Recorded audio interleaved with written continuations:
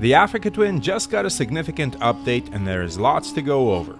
Honda makes the base model twin, which competes with most brands' 8 to 950cc mid-size adventure motorcycles, and the touring-oriented adventure sports model, which has a larger tank, extra features, and takes on big bikes in the 12 to 1300cc category.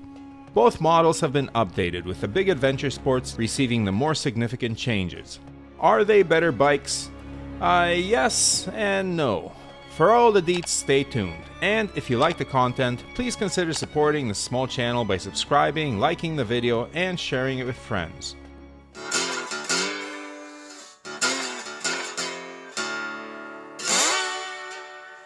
The first update both Africa Twin models receive is the engine, which they share. A 1084cc 270-degree crank parallel twin which has some tweaks to the porting and airbox. Peak horsepower stays at 100, but torque has been increased from 77.4 to 82.6, with peak torque now coming earlier in the rev range.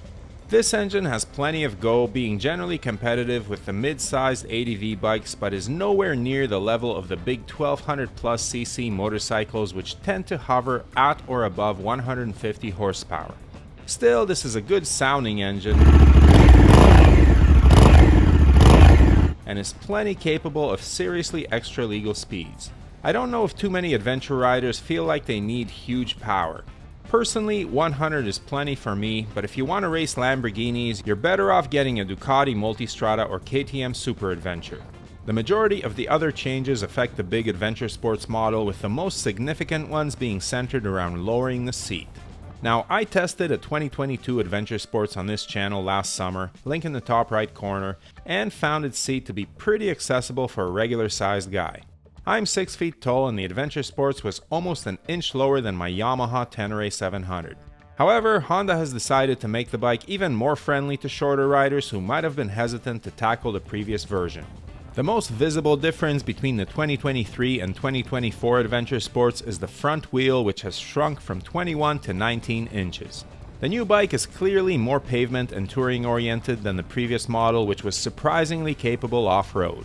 Not to say that the 19-inch front wheel will make this version bad off-road, but it probably won't be quite as capable. Additionally, Honda has decreased suspension travel to further lower the seat. Fork travel went from 9.1 to 8.3 inches, while the travel in the shock shrunk from 8.7 to 7.9.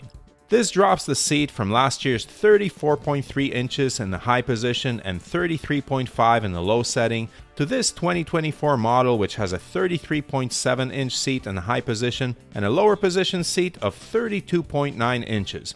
Very accessible indeed. There is also a low seat option which drops the seat height to 31.3 inches, ridiculously low for a big adventure bike.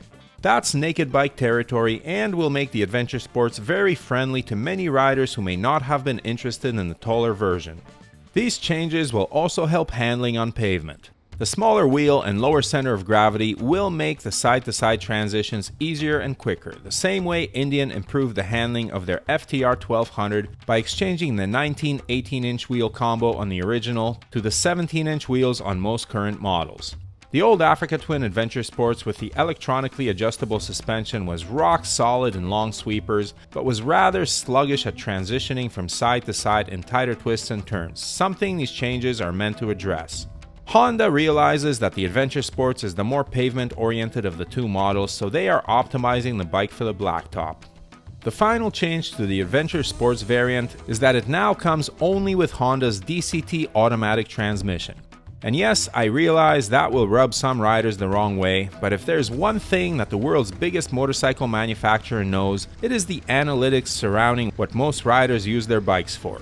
The regular Africa Twin is the one used for more off-roading, while the Adventure Sports is more of a touring-oriented model with good road manners and massive range.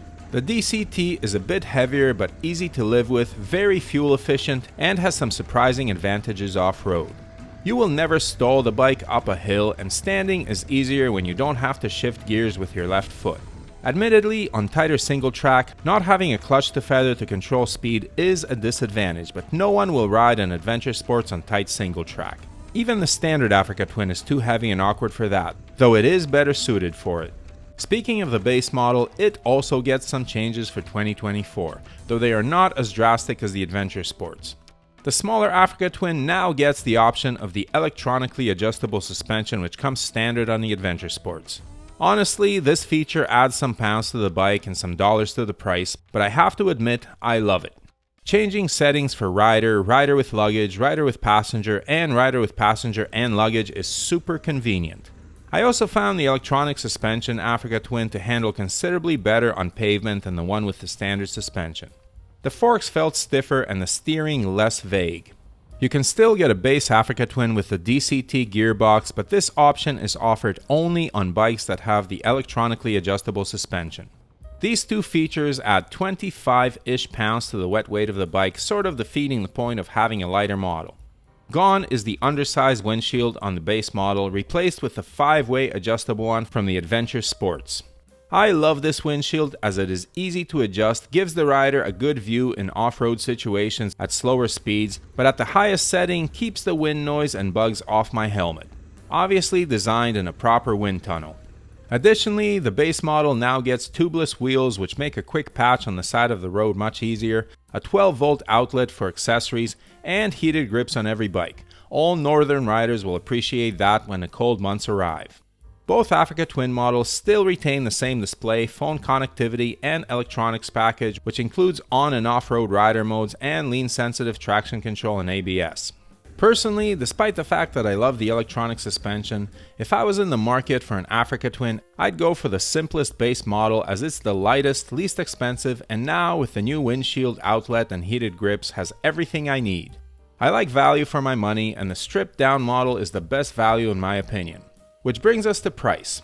As of the publishing of this video, the US and Canadian price has not been listed, but Euro and UK prices are up by a couple of €100 or pounds over similarly equipped 2023 models. Understandable given the extra standard features offered, so expect the same in North America. Finally, looks. The base model looks similar to the 2023 except for the windshield and new wheels. It's still, along with my Tenere 700, the best looking adventure bike on the market. The Adventure Sports frankly looks better with the bigger front wheel. My opinion only, and it will handle pavement better with the 19-incher, which will mean more to its owners. Like I said, most of these will be primarily pavement touring bikes with occasional forays onto gravel and mild dirt. If you want more serious off-road capability, get the base Africa Twin. So, do these changes make the bikes better?